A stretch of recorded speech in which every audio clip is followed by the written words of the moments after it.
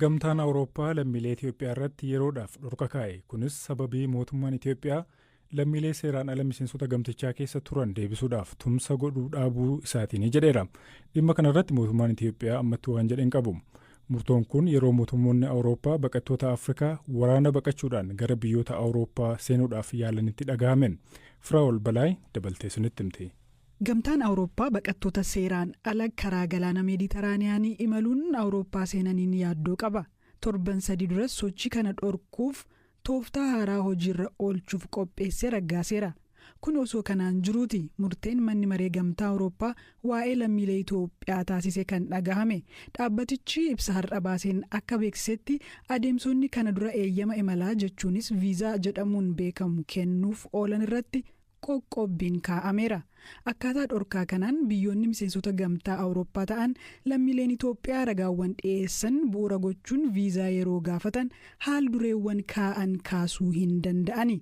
Akkasumas lammiileen Itoophiyaa yeroo tokko ol viizaa biyyoota miseensota gamtaa Awurooppaa ta'an seenanii bahuuf isaan tajaajilu jechuunis multiple entry kan jedhamu argachuu hin danda'an. Lammiileen Itoophiyaa paaspoortii dippiloomaatii fi tajaajiloota qaban kaffaltii malee viizaa akka argatan hin taasifamu. Akkasumas yeroon turtii lammiilee Itoophiyaa viizaa argachuuf eegan guyyoota 15 irraa gara guyyaa hojii 45tti akka ol guddatuuf taasifameera jedha. Murteen kun kan murtaa'e manni maree gamtaa Awurooppaa gamaagama taasiseen jechuun ibseera. Gamaagama kanaan mootummaan Itoophiyaa lammiilee isaa seeraan ala miseensota gamtichaa keessa jiraatan ofitti fudhachuuf tumsi taasise xiqqaa ta'uu isaa hubatu hime. Akkasumas aangawoonni Itoophiyaa lammiilee isaanii deebisanii fudhachuuf gaafatamannis deebii hin kennine jedheera. Murteen gamtaa Awurooppaa kun yeroof kan murtaa'edha. Hanga yoomii akka turus hin ibsamne. Miseensonni poolisii magaalaa Dirree Dhawaa 3 nama tokko dararaa turan jedhaman to'ataman. Qajeelchi poolisii magaalittii akka beeksisetti poolisoonni kunneen nama tokko marsanii yeroo dararanii fi reeban viidiyoon mul'isu miidiyaa hawaasummaa gubbaatti erga qoodameen booda to'ataman. Taateen guyyaa sanbataa mudate jedhame kanaan miseensonni poolisii 3 akka to'atamanii fi qoratamaa akka jiran mana murtiitti illee dhiyaachuudhaaf akka jiran BBC'n odeeffateera. Poolisiin magaalittii badii raawwatame kana balaaleffachuudhaan poolisii keenya bakka bu'u jedheera. Dhimma taatee kanaa baruudhaaf ammayyuu ittaanaa ajajaa koomishinii poolisii magaalaa Dirree Dhawaa koomishinar Alamuu Margaa dubbiseera.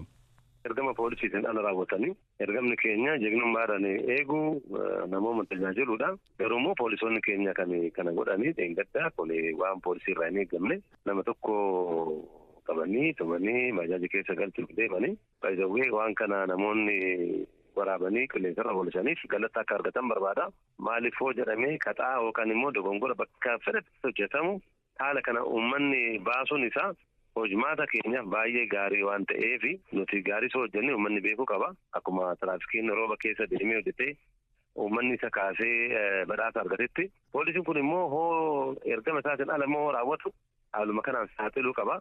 Tajaajila uummataa waan ta'eef. Poolisoonni suni maaliif rukunneedhaan nama sana sababa dhiyeessan qabu? Tokkoffaa nama poolisii waajjira poolisii irraa akka qabamu ajajni kennamee kan qabamee miti yookaan immoo kan barbaadamu miti. Kanaaf isaan ergama biraatiif eegumsaaf karaa osoo deemanu haala kaasirriitti kana qulqulleessaa jirra. Nu arrabsee yookaan immoo dhagaa nu darbatee haala jedhurraa kan raawwatan. Dhagaa soo darbatee nama kana akkaataa ittiin qabdee seeratti dhiyeessuudha. Yakkichi harkaaf harka hoo ta'e poolisiitti dhagaa darbachuun seeraa miti.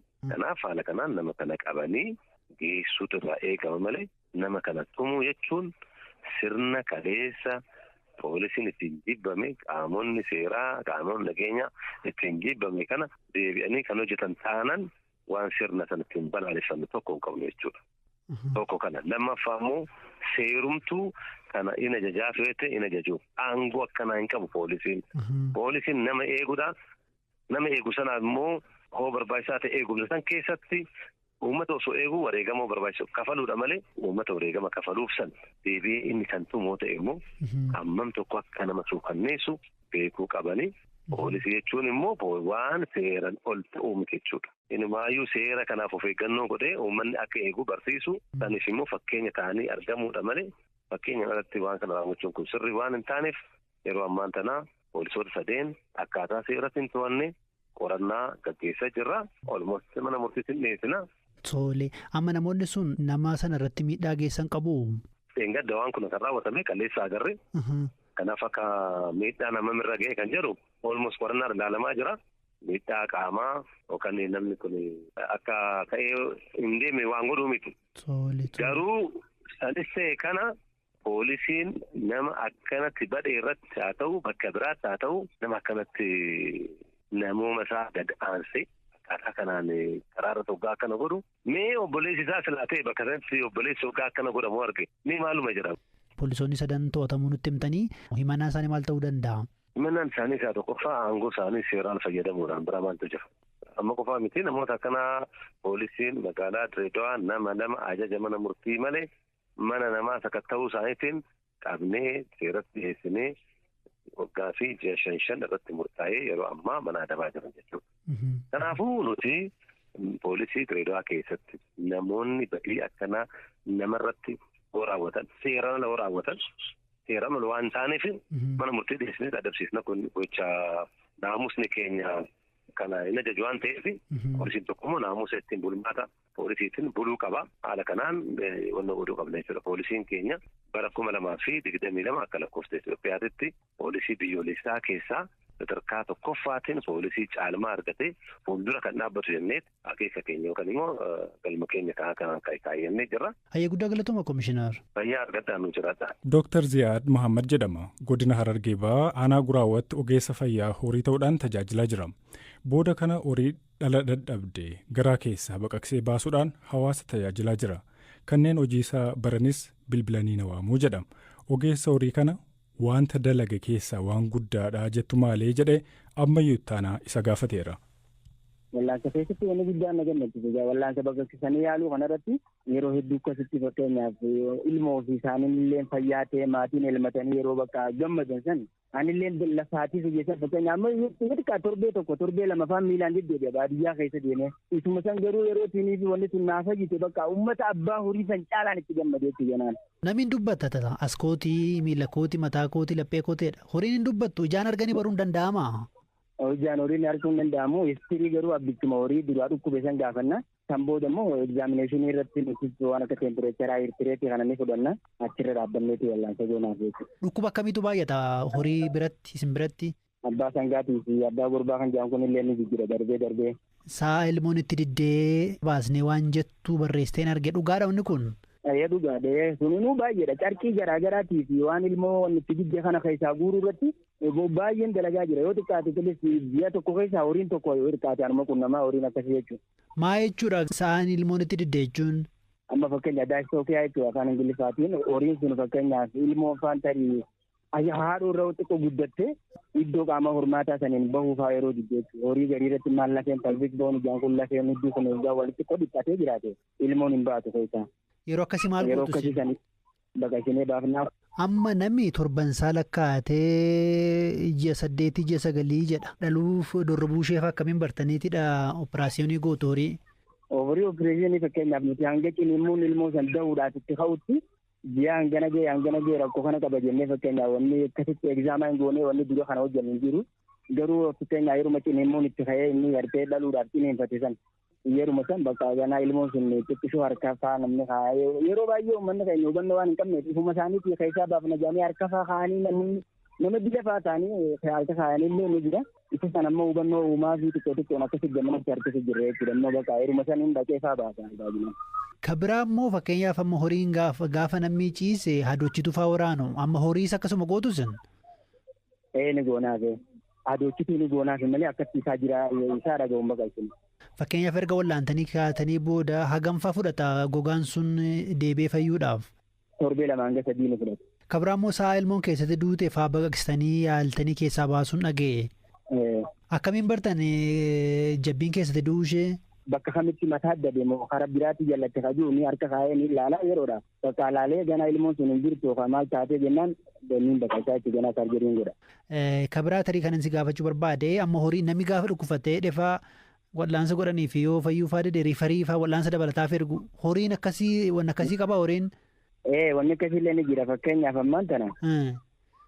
Araddaa kan iyyuu kana ogeessa kiliinikaa ni qabna tokko ogeessa irra jira araddaadha ni jiranii isaan sun wallaansa godhanii fi horii sun fayyuu fi hoggaa dide kan booda bilbilanii na yaaman kan booda akkasittiin itti dhaqee achitti wallaansa hanga danda'amanii goonaaf jechuudha kanatti itti dhahineedha. Amana namoonni naa bilbiluu naan jette maal jedhani si waamu isaan ammoo?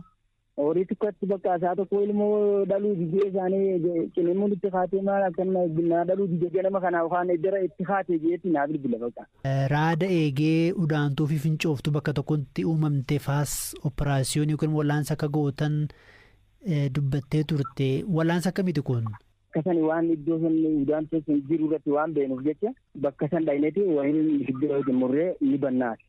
Tole kanaaf wallaansa gootanii jabbiin fayyee? Otuun jabbiin baay'ee jira wayiin akkasitti fayyanii fayye jabbileen. Hayyee guddaa galatoome Ziyaad obbo Muhammad Usmaan kan naan jette yoom wallaansa gooteef horii isaaniif? Dhiyoo tana ji'a tokko moo ji'a lama dura halkan yeroo isaa 7 dhaqee yeroo sana waan isa ajaa'ibu miilaanillee amma tokko deemee hanga tokko matooraan deemee hanga kaan ammoo miilaanillee baay'ee fagoo deemee bineensa nama sodaachisuus fakkeenyaaf inni sun natti dhagahamu sa'a kana dura qabame waan jireef jecha anis duuba waraabessa sodaadha jee duuba deebi'ee fakkeenyaaf hirrinni nan dhufan. Fakkeenyaaf amma namni tokko sa'aatii 8tti bilbilee kunoo saanii kiyya dhaluu geesse dorrobde garuu immoo jabbiin keessaa ba'uu dideef otoo hidheesii bilbile attam goota? Haayatumaan dhaqa. Qofaadhuma kee immoo? Qophaa fakkeenyaaf yeroo nama naa erganillee ni jira yookaan kan nama sharii nama tokko fudhadheetii wajjin deema. Malee naftu? Ina bu'ee. Amma lubbuu namaaf gaafa ta'e namiin sardama doktoroonni hin fiigu ambulaansiin jira gaafa kanaas waan akkasii kun barbaachisaadha horiifis gaafa ta'e jechuu keeti amma yaada keerraa kan hubadhetti. Horiin sun akka lubbuun dabru keessi koonan fudhatu garuu kaman nama tokkotti. Kanneen Dr. Ziyaad gargaare keessaa obbo Muhammad Usmaan tokko saan isaanii dhaluu geessee jabbiin garaatti duutee jennaan Dr. Ziyaad isaan gargaaruudha himu.